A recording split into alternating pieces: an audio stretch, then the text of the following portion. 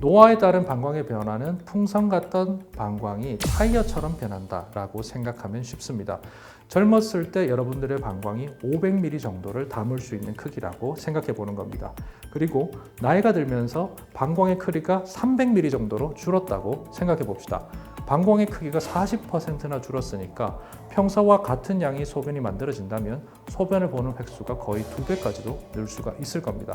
소변을 하루에 8번 이상 보는 것, 그리고 소변을 보기 위해서 한 번이라도 자다가 깨어나는 것은 비정상으로 봅니다. 안녕하세요 여러분, 비뇨의학과 전문의 고재익입니다. 오늘 시니어 클래스에서 말씀드릴 내용은 야간요에 대한 이야기입니다. 자다가 오줌이 마려워서 일어나 소변을 보는 것을 우리가 야간요라고 부르는데요.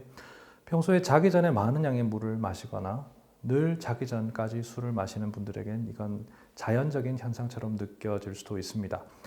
밤에 소변을 보기 위해 일어나는 것에 대해서 여러분들 어떻게 생각을 하십니까? 그건 정상일까요? 아닐까요? 소변을 하루에 8번 이상 보는 것, 그리고 소변을 보기 위해서 한 번이라도 자다가 깨어나는 것은 비정상으로 봅니다. 이 채널은 시니어 분들을 위한 채널이기 때문에 밤에 소변을 보기 위해서 잠을 깨게 되는 분들이 굉장히 많을 거라고 저는 예상하고 있습니다. 사실 저도 1년 전부터 소변을 보기 위해서 하룻밤에 한 번 정도는 계속 잠을 깨고 있는데요. 다행히 예전에 심하던 불면증이 규칙적인 운동으로 극복되면서 다시 잠드는 것에 대한 고통은 겪고 있지 않습니다. 하지만 저와 달리 제가 진료하는 많은 분들은 다시 잠들기가 어려워서 하루가 너무 필요하다는 얘기를 많이 하십니다. 그래서 그걸 극복하기 위해서 병원을 찾으시고 꼬박꼬박 약을 타 드시고 계시죠. 자, 자다가 깨는 것은 왜 비정상일까요? 원래 인간은 자는 시간 동안은 소변이 덜 만들어지도록 설계가 되어 있습니다. 밤이 되면 항이뇨 호르몬이라는 것이 몸에서 많이 분비가 되면서 소변을 많이 만들어지는 것을 막아버립니다. 원래부터 인간은 소변에 방해 없이 깊이 길게 잘 수 있도록 그렇게 설계가 되어 있는 것입니다. 게다가 사람이 잠을 자는 동안은 혈압도 약간 낮게 유지되고 심박수도 적기 때문에 콩팥에서 여과되는 혈액의 양이 다소 줄어듭니다. 그러니까 항이뇨 호르몬뿐 아니라 활동이 적다는 그 자체만으로도 소변 생성량은 줄어듭니다. 이제 정상이 무엇인지 알게 되셨죠? 자다가 한 번이라도 깨는 것은 비정상이다. 자는 동안 항이뇨 호르몬과 낮은 혈압, 낮은 맥박수의 도움으로 우리는 낮보다 적은 양의 소변을 만들게 된다. 그래서 한 번도 깨지 않고 7시간에서 8시간을 자게 된다. 이렇게 기억하시면 되겠습니다. 그러면 나이가 들수록 자꾸 잠에서 깨는 이유는 무엇일까요? 첫 번째는 우리가 나이가 들면서 방광이 노화되기 때문입니다. 방광이라는 녀석은 늘어날 때는 축구공처럼 이렇게 늘어났다가 줄어들 때는 완전히 쪼그라드는 상태까지 줄어드는 그런 풍선 같은 기관이죠. 그렇게 잘 늘어나기 위해서 탄력이 좋은 섬유로 만들어져 있고 완전히 작게 수축하기 위해서 근육 섬유도 여러 층으로 구성되어 있습니다. 이렇게 모양이 수시로 변하는 방광이라는 기관을 우리는 하루에 몇 번씩 모양을 바꿔가면서 사용을 합니다. 적어도 8번은 말이죠. 8 곱하기 365 곱하기 60. 어떤 남자가 환갑이 됐다면 그 사람의 방광은 대략 18만 번의 참과 비워짐을 겪어낸 상태가 됩니다. 그렇게 생각하면 이렇게 내구성이 좋은 기관이 또 있을까 싶은데요. 물론 극강의 기관이 우리 심장이 있으니까 방광이 대장이 되긴 어려울 겁니다. 그래도 나름 고생 많이 하는 기관으로서 상 하나는 줘야 될 정도로 고생하는 것이 바로 방광이죠. 그런데 이렇게 방광을 오래 사용하다 보면 두께가 점점 두꺼워질 수 있습니다. 나이가 들면 자연적으로 방광의 섬유질이 쌓이는데요. 그렇게 되면 방광의 탄력성이 떨어지면서 완전히 늘어나기가 어렵고 완전히 쪼그라들기도 어려운 상태가 됩니다. 이런 현상은 누구에게나 나타날 수도 있지만 소변을 참는 일이 많거나 잦은 방광염을 겪거나 전립선 비대증 때문에 소변을 밖으로 밀어내기 위해서 방광의 힘을 자주 쓰다 보면 방광이 근육층이 발달하면서 방광은 정상보다 탄력을 빨리 잃게 됩니다. 두꺼워지고 탄성을 잃은 방광은 2가지 이유로 문제를 만들어냅니다. 방광이 두꺼워지면 일단 많이 팽창할 수가 없게 되죠. 그러면 많은 양의 소변을 담을 수가 없게 됩니다. 그리고 방광이 완전히 작아질 수도 없게 됩니다. 그러면 소변을 완전하게 배출할 수 없게 되고 늘 일정한 양의 잔뇨가 남게 됩니다. 노화에 따른 방광의 변화는 풍선 같던 방광이 타이어처럼 변한다라고 생각하면 쉽습니다. 여러분들의 방광이 타이어처럼 변했다고 생각해 봅시다. 젊었을 때 여러분들의 방광이 500ml 정도를 담을 수 있는 크기라고 생각해 보는 겁니다. 그리고 나이가 들면서 방광의 크기가 300ml 정도로 줄었다고 생각해 봅시다. 방광의 크기가 40%나 줄었으니까 평소와 같은 양의 소변이 만들어진다면 소변을 보는 횟수가 거의 2배까지도 늘 수가 있을 겁니다. 게다가 방광이 두꺼워지면 완전히 다 배출할 수 없다고 말씀드렸죠. 완전히 작아지질 않으니 나이가 들면서 방광이 탄력을 잃으면 100ml 정도의 잔뇨가 계속 남을 수가 있는 겁니다. 그렇게 되면 원래 쓸 수 있는 공간 200ml가 작아졌죠. 근데 완전하게 배출할 수 없으니까 100ml를 또 사용할 수 없게 됩니다. 그러면 예전에는 500이라는 공간을 사용했지만 이제는 200밖에 쓸 수가 없는 겁니다. 그렇게 되면 잠을 잘 때 항이뇨 호르몬의 도움이 있다 하더라도 자다가 소변을 보기 위해서 잠을 깰 수밖에 없게 됩니다. 그럼 이런 일을 막으려면 어떻게 해야 될까요? 우선 소변을 억지로 참는 습관을 없애야 됩니다. 이런 습관은 운수업을 하시는 분들에게 흔히 나타납니다. 은행원들이나 저 같은 의사도 마찬가지입니다. 직업적으로 소변을 오래 참을 수밖에 없는 습관, 이런 걸 가지고 있는 사람들이 이런 걸 많이 겪게 되는데요. 방광 건강을 생각하면 이런 것들은 아주 치명적이라는 것 기억하셔야 됩니다. 그러니까 일부러 노력을 해서라도 소변 보는 시간만큼은 내가 비킬 수 없다, 이렇게 생각을 하고 시간을 확보하는 게 중요합니다. 다음으로는 전립선 비대증을 방치하는 겁니다. 전립선 비대증이 오래되면 오래될수록 전립선은 점점 자라게 되는데 방광에서 소변을 배출하기가 점점 어려워집니다.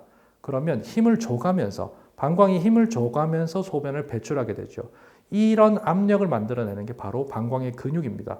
방광의 근육층이 발달하게 되면 당연히 방광은 두꺼워지고 그 크기는 줄어들게 되죠. 그러니까 소변을 보는데 뭔가 가늘어지는 느낌이 들고 자다가 소변 때문에 깨는 증상이 점점 심해진다면 비뇨의학과를 들러서 그것을 제때 해결하는 것이 옳겠습니다. 다음으로는 잦은 요로 감염이 야간요의 원인일 수 있습니다. 여성들의 경우 젊었을 때 남자들보다 방광염을 훨씬 자주 앓게 됩니다. 물을 많이 드시지 않는 습관을 가졌거나 일 또는 습관에 의해서 소변을 억지로 참는 분들은 잦은 방광염에도 시달릴 수 있습니다. 염증으로 인해 꾸준하게 손상받은 방광 또한 섬유화가 되기 아주 쉬운 조건을 가지게 됩니다. 나이가 든 남성이라면 전립선 비대증으로 배뇨가 힘들어지면서 잦은 요로 감염을 겪기도 합니다. 이렇게 잦은 감염이 방광 속에서 일어나게 되면 방광은 점점 딱딱해지고 작아지게 됩니다. 잦은 염증으로 방광의 센서가 예민해지는 현상 또한 야간요의 원인이 됩니다. 팔, 다리에서 자주 다친 상처가 유독 통증이 심해지듯이 방광을 이루는 벽 또한 잦은 염증이 일어나면 그 센서가 예민해질 수 있는데요. 이렇게 예민해진 방광은 아무 일도 아닌 일에 화를 버럭 내는 사람처럼 방광에 소변이 얼마 없는데도 꽉 찬 것처럼 그런 느낌을 만들어낼 수 있게 됩니다. 이런 현상을 우리는 과민성 방광이라고 부르는데 이런 증상이 생기면 쉽게 야간요로 이어지곤 합니다. 습관적으로 물을 많이 마시거나 술을 마셨을 때도 야간요가 생깁니다. 우리 몸은 항상성의 원리로 물이 들어온 만큼 내보내는 성질을 가지고 있는데요. 그런 이유로 마신 양이 많으면 소변의 양이 많아질 수밖에 없습니다. 그럼 당연히 자다가도 몇 번씩 깰 수 있는 것입니다. 그러니 마시는 물에 의해서 야간요를 겪는 분이라면 잠들기 3시간 전부터는 수분 섭취량을 줄여줬으면 좋겠습니다. 술은 물과는 이야기가 조금 다릅니다. 술을 마시면 소변이 훨씬 더 많이 만들어집니다. 왜냐하면 알코올이라는 성분이 우리 몸에 항이뇨 호르몬이 작용하는 걸 막아버리거든요.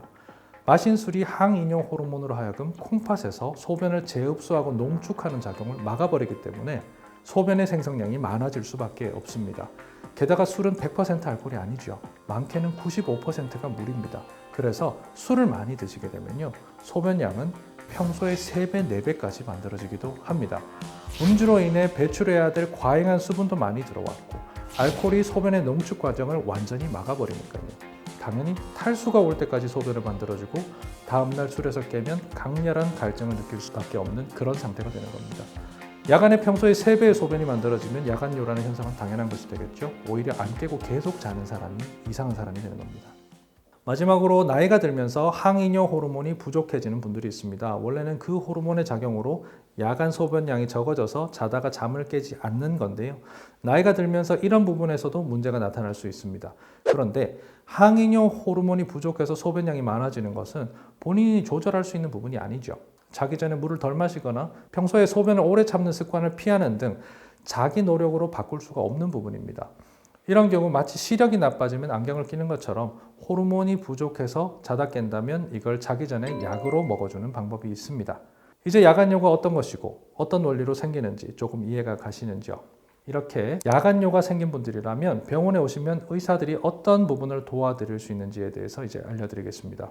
우선은 소변 검사를 통해서 세균이 있는지 확인하고 이를 치료해 드릴 수 있습니다. 이는 방광이 딱딱해지는 것도 맞고 방광의 감지 센서도 정상으로 돌릴 수 있습니다. 그리고 방광의 소변 감지 센서가 예민하게 오작동하고 있다면, 즉 소변이 얼마 없는데도 많다고 느끼고 있다면 이를 막아주는 항콜린제라는 약을 처방할 수도 있습니다.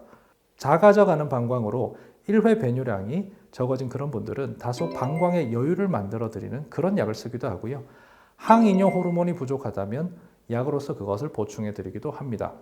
마지막으로 전립선 비대증이 있어서 야간요가 생긴다면 전립선에서 소변을 잘 배출하게 만들어주는 알파 차단제라는 약을 쓰거나 수술을 통해서 소변 보는 길을 확보해 드리기도 합니다.